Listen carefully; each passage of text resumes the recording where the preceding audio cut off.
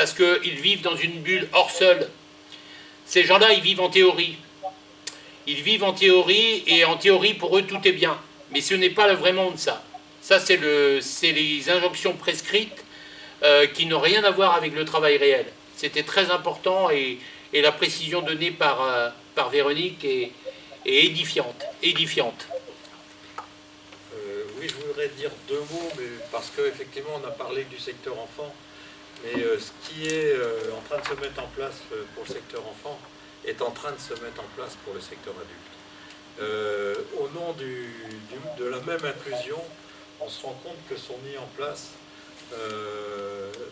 au nom de la concurrence, etc., la destruction de tout le secteur adulte, notamment le droit de travailler dans un secteur protégé, les ESAT, etc.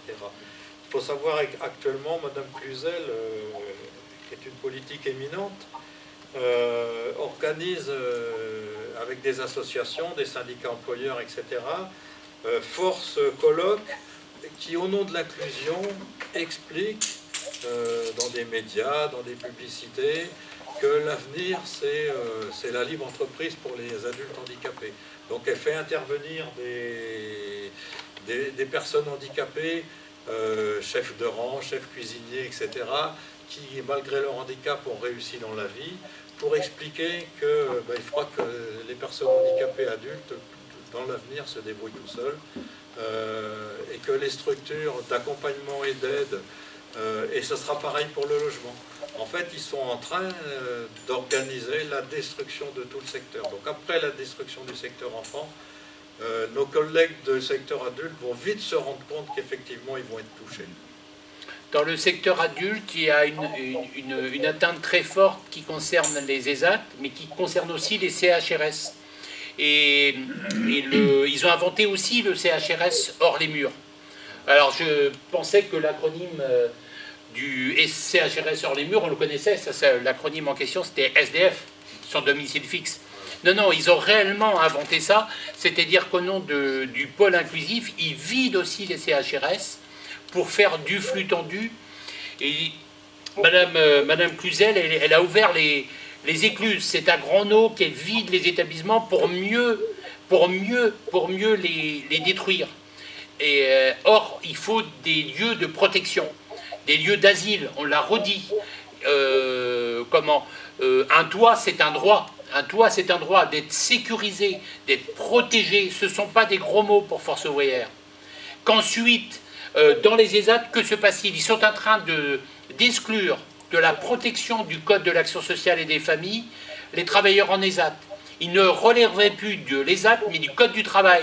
Ça veut dire qu'on va imposer à des personnes lourdement handicapées des seuils de productivité, de rentabilité, qui va les abîmer encore plus. Ils vont ajouter de la peine à la peine.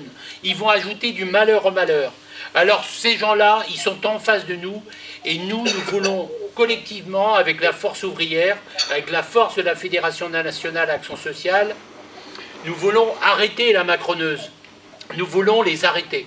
Ce grand massacre à la macroneuse qui casse nos institutions, qui a pour nom désinstitutionnalisation, qui a pour nom inclusion forcenée, nous le combattons avec la dernière énergie. Nous recommencerons bien évidemment à mener ce type de conférence. Je crois que René a proposé que l'Union locale de FO de Saint-Malo réorganise aussi ce type de conférence pour mobiliser sur le bassin d'emploi de Saint-Malo les collègues des ESAT et des IME. Je pense que c'est une excellente idée. On essaiera de descendre aussi notre secrétaire national Pascal Corbex. Je suis sûr qu'il acceptera. En tout état de cause, il faut rester informé, et je crois que les références juridiques, les références des textes de loi, René fera des photocopies, on vous les fera parvenir, parce que vous avez le droit.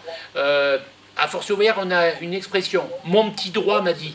Mon petit droit m'a dit.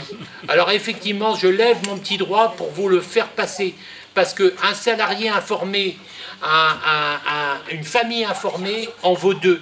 Et effectivement, moi je salue le travail qui est mené par les AESH. Peut-être que Jean-Louis demain sera aussi AESH. Je le remercie. Je sais que Jean-Louis est docteur en anthropologie et il sait combien l'hospitalité humaine est importante. On ne peut pas se satisfaire uniquement que l'hospitalité des sangliers. C'est un clin d'œil à l'ouvrage que Jean-Louis a rédigé pour nous alerter. La prochaine conférence sera effectivement, ce sera Jean-Louis Nnogué qui sera à la manœuvre avec Régine Comocoli, et on vous alertera sur cette société cette société de la guerre de tous contre tous, et nous défendions absolument le lien social, la fraternité, la protection, l'international, que ce soit ici comme ailleurs. Merci d'avoir répondu présent. Juste, on mettra les références en lien sur le Facebook. On mettra les références en lien sur le Facebook, me précise Guillaume, qui s'est occupé d'avoir visionné d'avoir enregistré cette conférence, et je remercie René d'avoir fait le déplacement de Saint-Malo. Je remercie aussi Pascal Dagnon de s'être déplacé, Jean-Louis, Alain, Isabelle ici présents. À très bientôt mes camarades.